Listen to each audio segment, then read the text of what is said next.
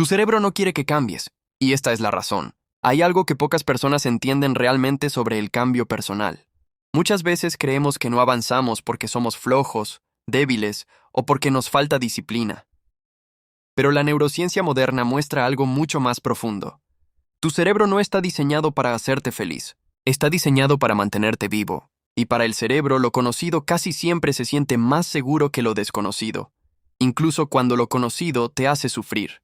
Por eso tantas personas repiten relaciones destructivas, vuelven a hábitos dañinos, se autosabotean, procrastinan o sienten ansiedad cuando empiezan a mejorar, no porque no quieran cambiar, sino porque su sistema nervioso interpreta el cambio como una amenaza. Y esto tiene una explicación biológica muy poderosa. El cerebro humano funciona como una máquina de predicción.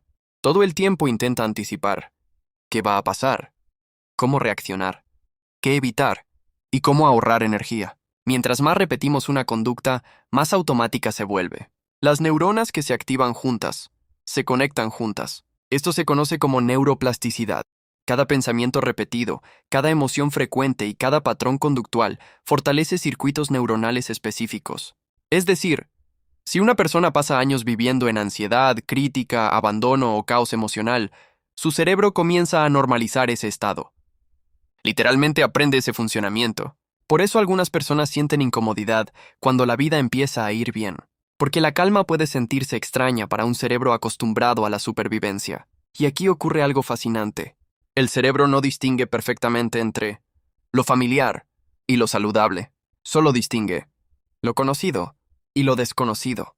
Por eso alguien puede permanecer en relaciones tóxicas, en ambientes violentos, en dinámicas de dependencia o en patrones de sufrimiento emocional simplemente porque su sistema nervioso ya sabe cómo sobrevivir ahí. Lo impredecible genera alarma. La amígdala cerebral, una estructura relacionada con la detección de amenazas, puede activarse cuando una persona intenta cambiar hábitos, poner límites o salir de dinámicas conocidas. Aunque racionalmente la persona quiera cambiar, emocionalmente su cuerpo puede sentir peligro. Por eso el cambio muchas veces produce ansiedad, resistencia, cansancio, irritabilidad o necesidad de regresar al patrón anterior. Y aquí aparece algo muy importante en psicoterapia. Muchas personas creen que sanar significa entender. Pero entender no siempre cambia al cerebro. Una persona puede saber perfectamente que una relación le hace daño, que un hábito la destruye, o que ciertos pensamientos son irracionales, y aún así repetirlos. ¿Por qué? Porque el cerebro emocional aprende mucho más por repetición que por lógica. El sistema nervioso cambia mediante experiencia emocional sostenida, no solo mediante información.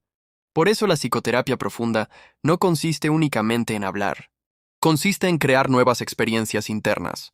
Cada vez que una persona pone un límite sano, tolera una emoción sin huir, deja de reaccionar impulsivamente, se trata con compasión o actúa diferente a su patrón habitual, está creando nuevas conexiones neuronales. Y al principio eso suele sentirse incómodo, porque el cerebro interpreta, esto no es conocido. Muchas personas abandonan procesos de cambio justo cuando el cerebro empieza a reorganizarse, porque sienten incertidumbre, vacío, confusión, o la falsa sensación de estar retrocediendo. Pero muchas veces no están retrocediendo. Están atravesando el periodo de transición entre un patrón viejo y uno nuevo. Y esto es fundamental entenderlo. El cerebro busca eficiencia. Los hábitos automáticos consumen menos energía. Cambiar requiere mucho gasto neuronal. Por eso al inicio del cambio aparece agotamiento mental. Tu cerebro tiene que dejar de usar rutas automáticas y construir nuevas conexiones. Es parecido a abrir un camino nuevo en medio de una selva. El sendero viejo está pavimentado. El nuevo apenas empieza a existir. Pero mientras más se repite el nuevo patrón, más fuerte se vuelve. Ahí entra nuevamente la neuroplasticidad. Durante muchos años se creyó que el cerebro adulto ya no podía cambiar demasiado. Hoy sabemos que eso es falso. El cerebro puede reorganizarse constantemente. Las experiencias modifican conexiones neuronales, respuestas emocionales, percepción, atención e incluso ciertos patrones fisiológicos. La psicoterapia, la meditación, el ejercicio, el aprendizaje y las relaciones humanas pueden modificar el cerebro físicamente. No es una metáfora, es biología. Y aquí aparece otro punto importante. El trauma también moldea el cerebro.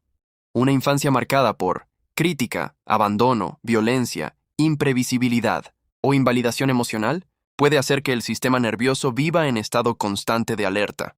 Entonces la persona no solo piensa diferente, percibe el mundo diferente. Su cuerpo aprende que relajarse puede ser peligroso. Por eso algunas personas sobrepiensan todo, necesitan controlar, anticipan rechazo, sienten culpa al descansar, o viven esperando que algo salga mal. No nacieron así. Su cerebro aprendió supervivencia emocional, y eso cambia completamente la manera en que entendemos el comportamiento humano. Muchas veces detrás del autosabotaje no hay flojera, hay un sistema nervioso condicionado al miedo. Detrás del control excesivo puede haber terror al abandono. Detrás de la procrastinación puede haber miedo al fracaso o al juicio. Detrás de ciertas relaciones destructivas puede haber un cerebro acostumbrado al caos emocional. Por eso sanar implica mucho más que pensar positivo.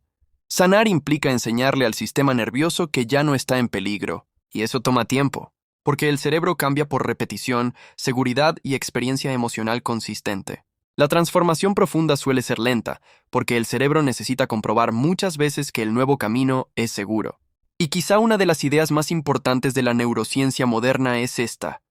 Cada vez que reaccionas diferente, aunque sea una sola vez, tu cerebro empieza a cambiar. Cada vez que eliges no responder impulsivamente, toleras una emoción difícil, rompes un patrón, descansas sin culpa, o te hablas diferente, estás modificando circuitos neuronales. Pequeñas decisiones repetidas crean cerebros distintos. Y esto también significa algo esperanzador. Aunque hayas vivido años en ansiedad, trauma o patrones destructivos, tu cerebro no está condenado a quedarse así para siempre. El cerebro aprende, pero también puede reaprender. Y muchas veces, sanar no significa convertirte en otra persona. Significa enseñarle a tu sistema nervioso que finalmente puede dejar de sobrevivir y empezar a vivir.